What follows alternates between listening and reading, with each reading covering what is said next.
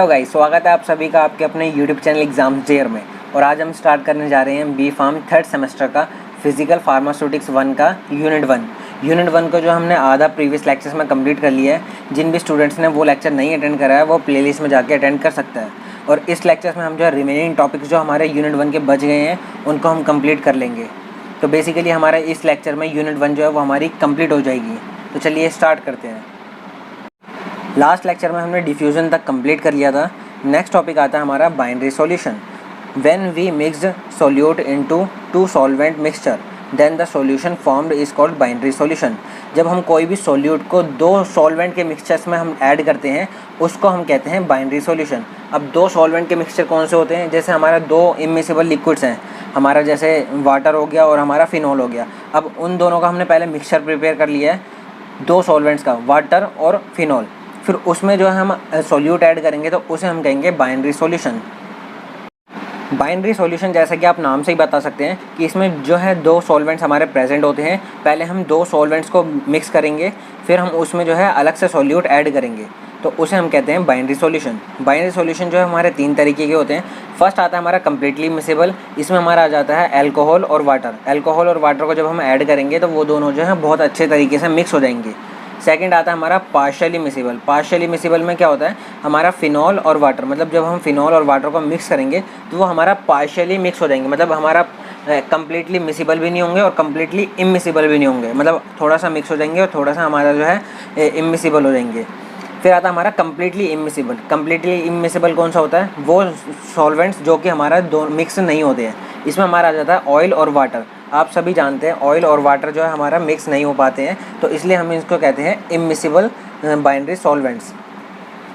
फिर हमारा इसमें नेक्स्ट टॉपिक आता है पार्शियली मिक्सेबल। पार्शियली मिक्सेबल में क्या होता है, हमारा बेसिकली हमें पार्शियली मिक्सेबल जो है हमारा ये टॉपिक्स, इसके बारे में हमें स्टडी करनी है। तो हम पार्शियली मिक्सेबल के बारे में देख लेते हैं।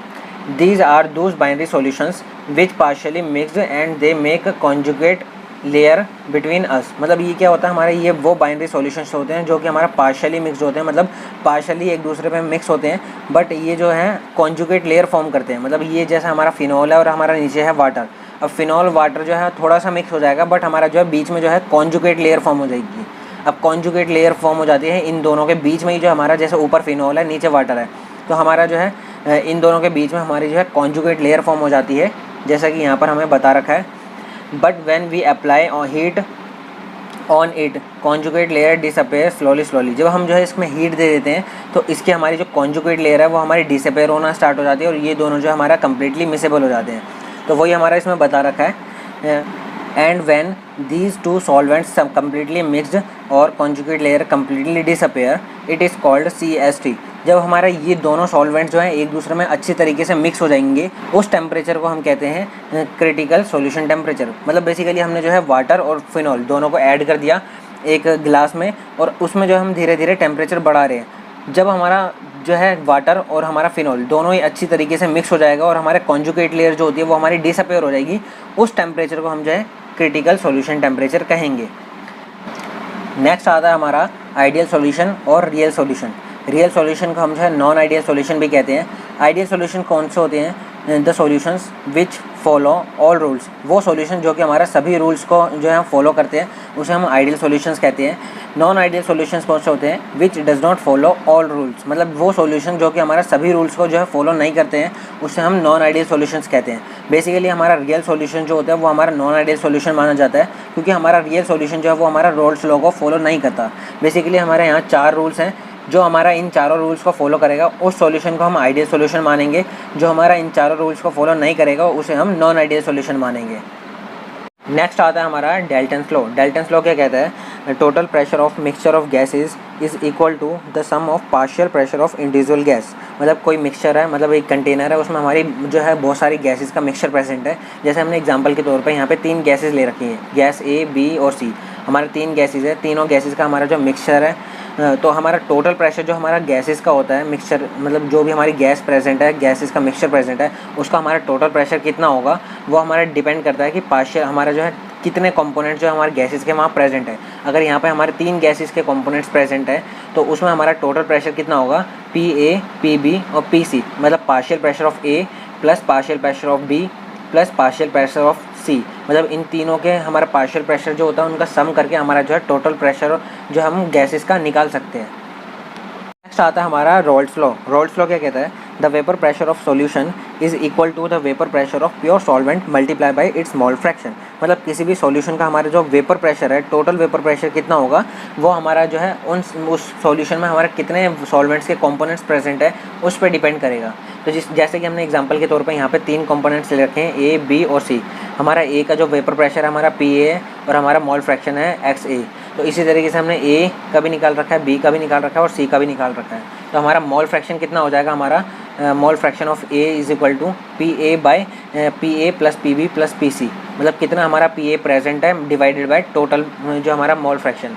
फिर आ जाता है हमारा, इस तरीके से हम जो मोल फ्रैक्शन निकाल लेते हैं। फिर हमारा पार्शियल प्रेशर क्या होता है? पार्शियल प्रेशर ऑफ ए कितना होगा हमारा? Is equal to pure pressure of A, pure pressure of A multiply by its mole fraction. मतलब कितना हमारा जो है प्योर प्रेशर है हमारा ए का, और हमारा कितने मतलब कितने अमाउंट में हमारा जो है ए प्रेजेंट है, वो हमारा आ जाता है मोल फ्रैक्शन। मतलब मोल फ्रैक्शन ऑफ ए का हम जो कर लेंगे तो इसी के अकॉर्डिंग हम जो है पार्शियल प्रेशर निकाल लेंगे ए का, इसी तरीके से पार्शियल प्रेशर ऑफ बी और इसी तरीके से हम पार्शियल प्रेशर ऑफ सी। तो इस तरीके से हमारा जो निकाल लेते हैं। फिर हम देखते हैं टोटल प्रेशर। टोटल प्रेशर कितना होगा? हमारा टोटल प्रेशर हम डिनोट करते हैं P से। P is equal to PA PB plus PC। हमारा PA क्या हो जाएगा? हमारा PA not multiply by X not. मतलब हमारा pure pressure multiply by its mole fraction. तो हमारा वही हमने यहाँ पर लिख रखा है। तो इसी को हम इक्वेशन को कहते हैं roles law. The solution which follow this law is called ideal solution. जो सॉल्यूशन जो है इस लॉ को फॉलो करते हैं उसे हम आइडियल सॉल्यूशन कहते हैं, और जो नहीं फॉलो करते हैं उसे हम नॉन आइडियल सॉल्यूशन कहते हैं। तो गाइज़ अभी तक हमने जो बात करी थी उसमें आ जाता है हमारा सिर्फ आइडियल सॉल्यूशंस, क्योंकि हमारा अगर टोटल प्रेशर जो होता है वो हमारा पार्शियल प्रेशर ऑफ सभी कंपोनेंट्स के इक्वल आएगा, तो हमारा उसे हम कहते हैं आइडियल सॉल्यूशंस। फिर हमारा आ जाता है नॉन आइडियल सॉल्यूशंस, या फिर हम जो है रियल सॉल्यूशंस के बारे में बात कर लेते हैं। इसमें हमारा जो है 2 डेविएशंस आती हैं, positive deviations and negative deviations. तो सबसे पहले हम नेगेटिव डेविएशन देख लेते हैं। नेगेटिव डेविएशन क्या कहती है? हमारा नेगेटिव डेविएशन का मतलब है हमारा टोटल प्रेशर जो होता है हमारा सॉल्यूशन का, वो हमारा जो है partial pressure of all components, मतलब जितने भी हमारे कंपोनेंट्स उसमें ऐड होते हैं उन सभी के partial sum of partial pressure, मतलब उन सबको अगर हम ऐड करेंगे तो उससे जो हमारा टोटल प्रेशर जो होता है वो हमारा कम आता है, तो उसे हम कहते हैं नेगेटिव डेविएशन। इसी तरीके से अगर हम टोटल प्रेशर जो है अगर टोटल प्रेशर जो होता है वो हमारा सभी कंपोनेंट्स के पार्शियल प्रेशर से ज़्यादा आएगा तो उसे हम कहेंगे पॉजिटिव डेविएशन। तो यहाँ आ जाती है हमारी नॉन आइडियल, या फिर हम कह सकते हैं कि रियल सॉल्यूशन जो होते हैं वो हमारे नेगेटिव डेविएशन या फिर पॉजिटिव डेविएशन जो है वो हमारा शो करते हैं। फिर आ जाता है हमारा एप्लीकेशंस। रोल्स लॉ की एप्लीकेशन देख लेते हैं। It's helps in determine vapour pressure of components in a solution. ये जो था हमारा वेपर प्रेशर को डिटरमाइन करने में हेल्प करता है। किसी भी सॉल्यूशन में हम किसी भी कंपोनेंट्स की हम जो है वेपर प्रेशर को डिटरमाइन कर सकते हैं। It helps in boiling point of 2 component mixture. ये जो था हमारा हेल्प करता है किसी भी 2 कंपोनेंट के मिक्सचर की हमारा जो है बॉइलिंग पॉइंट है जो है फाइंड करने में हमारा हेल्प करता है। फिर आ जाता है हमारा लिमिटेशन ऑफ रोल्स लॉ क्या कहते हैं? This implies only to very dilute solutions. ये जो होता है सिर्फ बहुत ही ज़्यादा डिल्यूट सॉल्यूशंस के लिए ही होता है। This applies to solutions containing only non volatile solutions. ये जो होता है सिर्फ हमारा नॉन वोलेटाइल सॉल्यूशंस के लिए ही हमारा होता है। This does not apply to solutes that dissociate और associate with in the particular solution. मतलब ये जो होता है हमारा उन सॉल्यूट्स के लिए नहीं होता जो कि हमारा सॉल्यूशन में जाके हमारा डिसोसिएट हो जाए या फिर हमारा एसोसिएट हो जाए, तो उन सॉल्यूशंस के लिए हमारा जो है रोल्स लॉ एप्लीकेबल नहीं होता। तो ये हमारी 3 लिमिटेशंस थी हमारी रोल्स लॉ की। नेक्स्ट हमारा आता है डिस्ट्रीब्यूशन लॉ, जिसको हम पार्टीशन कोफिशिएंट नाम से भी जानते हैं। ये जो है बहुत ही इंपॉर्टेंट टॉपिक है जो कि हमारा 7 मार्क्स में प्रीवियस ईयर्स में पूछा जा चुका है। तो चलिए इसको थोड़ा सा अच्छे से देख लेते हैं। इसमें हमारा आ जाता है it is use to find out the nature of solutes. ये जो था हमारा नेचर ऑफ सॉल्यूट पार्टिकल्स को मतलब फाइंड आउट करने के लिए हमारा जो यूज़ होता है किसी भी अननोन ड्रग्स, जैसा कि हमारा कोई भी हमने अननोन ड्रग ली है उसका हमें बताना है कि वो हमारा हाइड्रोफिलिक है या लिपोफिलिक है, तो उसका हमारा जो नेचर को डिटरमाइन करने के लिए हमारा जो यूज़ होता है उसे हम कहते हैं डिस्ट्रीब्यूशन लॉ। इसमें जो होता है ड्रग इज़ लायोफिलिक और हाइड्रोफिलिक, वही हमारा बता रखा है कि हमारी ड्रग जो है वो हमारी लायोफिलिक है या फिर हाइड्रोफिलिक है, वो बताने के लिए हम जो है यूज़ करते हैं डिस्ट्रीब्यूशन लॉ का।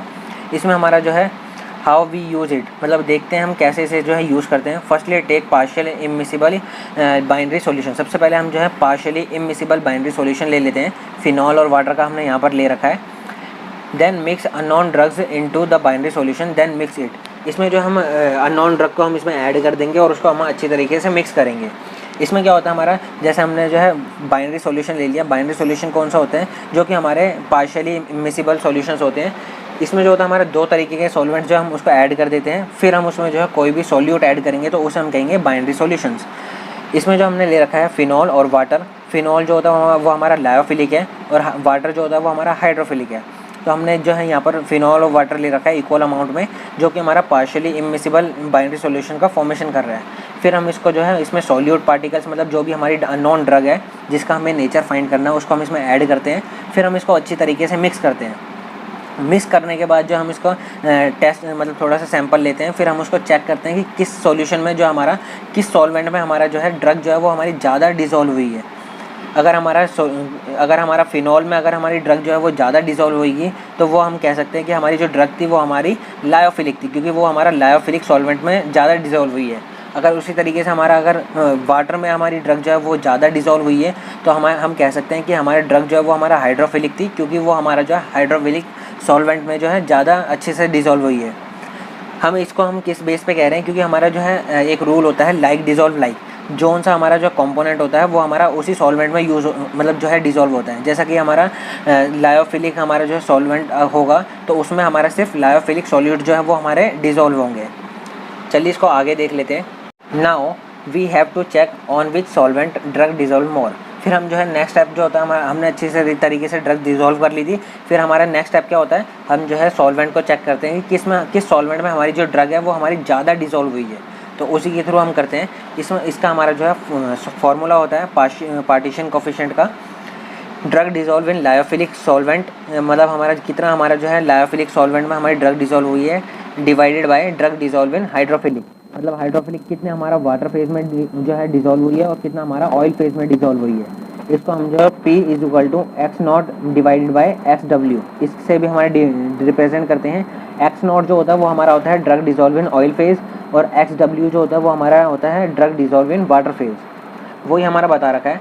If P is greater than 1, अगर P जो है वो हमारा 1 से ज़्यादा आएगी तो वहाँ पर हमारा ड्रग जो है वो हमारी लायोफिलिक हो जाएगी, और अगर हमारा P जो है वो हमारी 1 से कम आएगी तो हमारी ड्रग जो है वो हमारी हाइड्रोफिलिक हो जाएगी।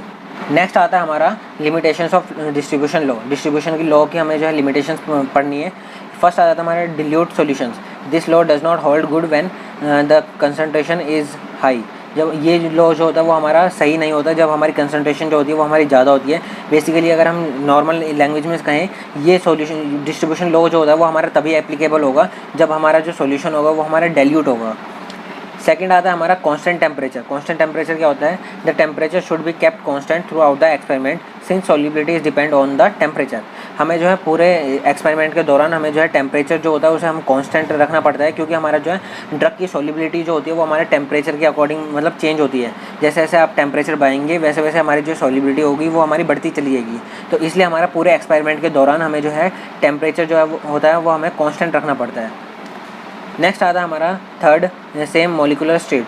Solute must be in same molecular state in both the solvents. हमारा सोल्यूट की जो हमारी मॉलिकुलर स्टेट होती है वो हमारा सेम होनी चाहिए दोनों सॉल्वेंट्स के अकॉर्डिंग। फिर आता है हमारा फोर्थ जो होता है हमारा equilibrium concentration. This is achieved by shaking the mixture for long time. अगर हम इस सॉल्यूशन को अगर हम ज़्यादा लॉन्ग टाइम के लिए हम शेक करते रहेंगे तो हमारी जो है इक्विलिब्रियम कंसंट्रेशन जो है वो हमारी अटेन हो जाएगी। इक्विलिब्रियम कंसंट्रेशन क्या होती है, जब हमारे जो ड्रग की सॉल्युबिलिटी होती है वो हमारा जो हमारी कंसंट्रेशन होती है ड्रग की वो हमारा दोनों फेजेस में इक्वल आ जाए तो उसे हम कहते हैं इक्विलिब्रियम कंसंट्रेशन। तो ये हम अगर ज़्यादा शेकिंग कर देंगे या फिर ज़्यादा मिक्सिंग कर देंगे तो उसमें जो होता है हमारा इक्विलिब्रियम कंसंट्रेशन जो होती है वो हमारी अटेन हो जाती है, जिसकी वजह से हम डिफ़िकल्ट हो जाता है हमारा पार्टीशन कोफिशिएंट को फाइंड करना। नेक्स्ट आता है हमारा एप्लीकेशन ऑफ डिस्ट्रीब्यूशन लॉ। हमें जो डिस्ट्रीब्यूशन लॉ की हमने एप्लीकेशन पढ़नी है। इसमें हमारा फर्स्ट आ जाता है solvent extraction. This is process use for separation of organic substance from aqueous solution. मतलब हमें जो है एक्वस सॉल्यूशन में से हम जो है ऑर्गेनिक सब्सटेंस को सेपरेट कर सकते हैं। सेकंड आता है हमारा पार्टीशन क्रोमेटोग्राफी। पार्टीशन क्रोमेटोग्राफी में भी हमारा डिस्ट्रीब्यूशन लॉ जो होता है वो हमारा बहुत ही इंपॉर्टेंट रोल प्ले करता है। इसमें बेसिकली हम जो है कंपोनेंट्स को सेपरेट करते हैं। थर्ड आता है हमारा डिसिल्वराइजेशन ऑफ लेड। डिसिल्वराइजेशन लेड को हम जो है पार्क्स प्रोसेस भी कहते हैं। इसमें हमारा क्या होता है, when molten zinc is added to molten lead containing silver, zinc and lead form immiscible layers and silver distributed between them. The distribution ratio of silver is 300 in favor of zinc at 800 degrees Celsius. Most of silver is in zinc on cooling zinc layer alloy of silver and zinc separate zinc alloy is distilled and silver is separate. Basically हमारा जो है zinc और जो है silver को separate करने में हमारा जो है बहुत इंपॉर्टेंट रोल प्ले करता है हमारा डिस्ट्रीब्यूशन लॉ। फिर हमारा फोर्थ आता है confirmatory test for bromide and iodide, मतलब ब्रोमाइड और आयोडाइड के हमारा कन्फर्मेटरी टेस्ट में भी हमारा जो है डिस्ट्रीब्यूशन लॉ हेल्प करता है। The salt solution is treated with chlorine water small quantity of bromine and iodine दस लिबरेटेड।